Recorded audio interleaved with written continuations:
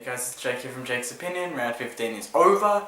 I'm standing. I thought, mix it up a little bit instead of just sitting down on my desk every episode. So I thought I'd just stand and talk to you one-on-one. Very personal. Round 15 is over, as I said. A few surprise results. So let's get into how I went in my tips. For the round I got 7 out of 9, which was good. Thanks to my 8 out of 9 last week, so pretty consistent there, 7 and 8. Apart from the 2 the week before. But overall a good round, no real surprises apart from the 2 games I got wrong, so that's alright. When you get games wrong, if they're the surprise ones, then you know that you're tipping alright. It's the obvious ones that you don't want to get wrong, which I didn't, so that's good. 2 ones I got wrong were Carlton over Collingwood, which I don't think many people saw coming, because the previous 9 weeks they basically won 1 game and it was against Melbourne, so they basically won no games. St Kilda smashing Essendon, that was a real surprise, did not see that coming. I was optimistic about St Kilda. And I said, maybe Essendon might be used to the new fast game plan. Surprise, surprise, look at that. They ran them off their legs and Essendon had no answers and they were just shocked. But it felt good because we gave Essendon a taste of their own medicine because the last few years they've done that to us. So it's good to get one back on them. Got Brisbane this week, so looking for 2 in a row, which is a positive note. Now I'm going to talk about a few issues like I did last week, but these ones won't be as serious, just a few things that stood out for me for the round. So these are what they are. The issue this week I want to cover is security at AFL games. Friday night there were a few occasions where I think a few people kind of went onto the field or something. I didn't really see it. Fill me in the comments below about what happened. But I know for a fact on Saturday night, the Saints Essendon game at Etihad, some woman just walked through the race. This has been midway through the second, I think.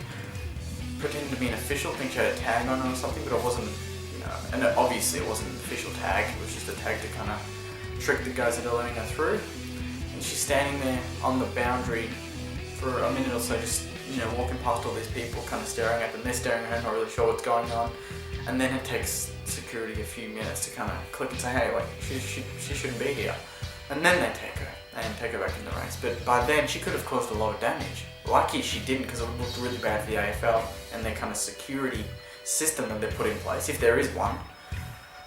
And then later that night in the same game, a guy runs onto the field, an Essendon supporter of all people. Why would you do that?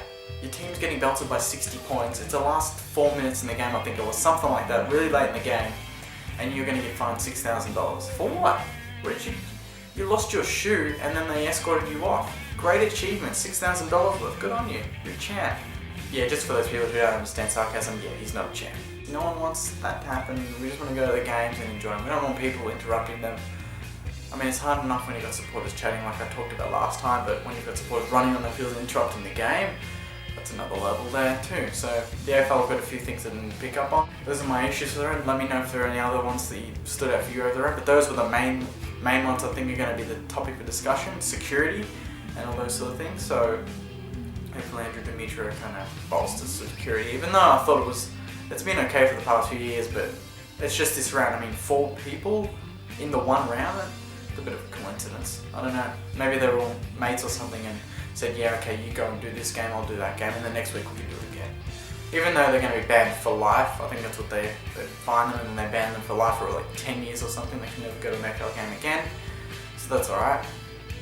But yeah, those are my issues. Let me know what you think about them in the comments below, and next week hopefully there'll be another few issues I can talk about. The round was simple, every favourite one except for 2, and not much to talk about apart from St Kilda's amazing form now, and Carlton, are they back? Who knows?